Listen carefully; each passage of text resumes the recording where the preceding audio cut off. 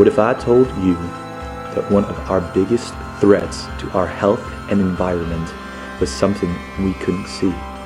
Its ability to detract from our lives and the lives of wild animals is already evident and growing. This threat is known as noise pollution.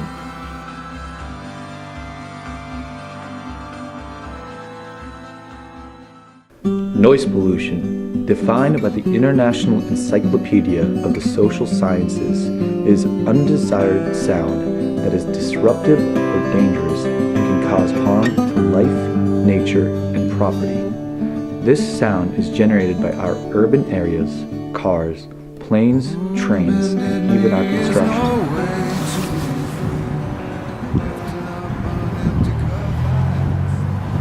Yeah, there are studies with birds showing that birds that are near roads and other areas, one particular study was just on roads, and they showed a differential effect on birds.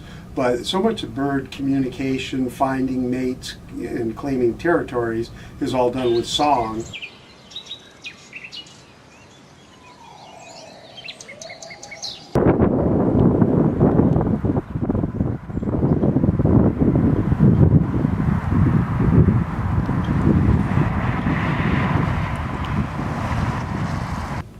Natural sounds without any human sounds, and all the people that do that are just saying how hard it is to do that, because planes going overhead, tires of cars on roads, and that's what I have to battle with, as well as planes in my backyard when I try to do things with my camera and video.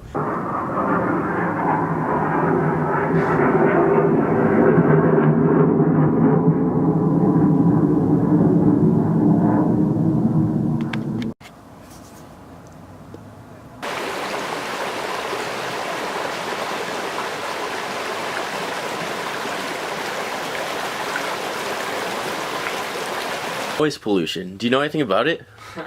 Yeah, I create a lot of noise every day.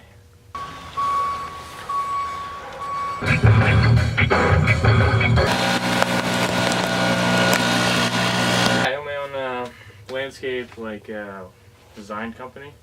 Have your customers or neighbors of customers ever complained about the noise you cause? We work around certain hours, and we try to respect certain holidays. So Monday through Friday, pretty much, 7:30, 8 o'clock, depending on the neighborhood, we're making noise. And then depending on the time of year, we're probably shutting it down around 5 or 6. And Saturdays we'll start a little bit later, just because we know people are sleeping in, we're working in the neighborhood. And we try not to do anything on Sundays, just because that's a day where you're really going to get a lot of pissed off people. In your line of work, I understand that Brookline, Massachusetts has a ban on backpack leaf blowers. Right. Can you talk a little bit about that? Yeah, I mean, one of the noisiest pieces of equipment we use is a backpack blower, probably 105 decibels, sometimes even louder than that, up to 120. And if you had that thing on your back without ear protection, at the end of the day, you probably would be able to hear a thing. Do you ever buy equipment based on noise factors? Yeah, I actually bought a new blower this year. As we're growing, we'll get new equipment, and I ask more questions now about noise. What's the best performance you have with the lowest decibel sound? And I actually sacrificed a little bit on power this time, just because the machine was a lot quieter. And it gets the job done. It's not quite where I want it to be, but at the same time, I can use this one at probably different hours and not really get much of a reaction from it. It's a lot quieter. Some of the technology is advancing. Battery packs are becoming popular, and as they do and they get better, we want to start using that. Also, it's great for emissions, but at the same time, it's electric. The only thing you're hearing is the humming of the engine. It's very quiet.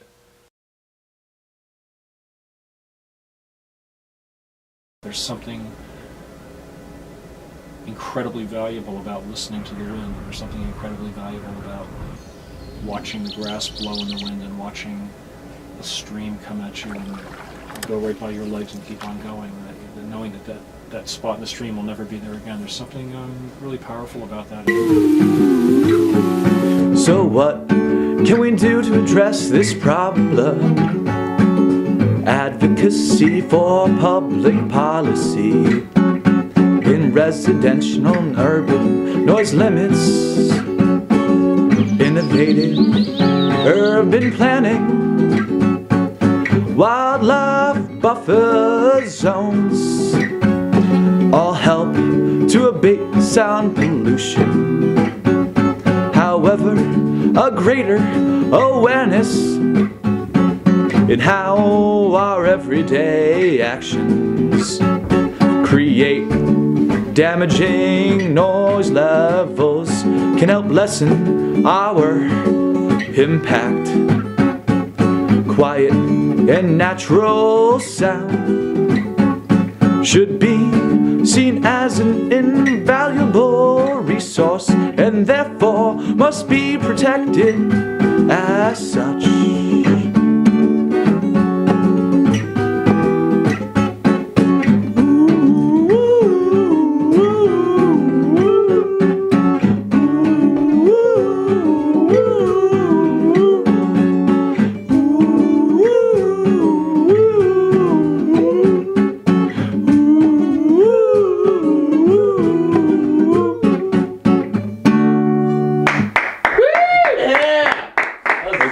Let's just hear that one because it might sound great.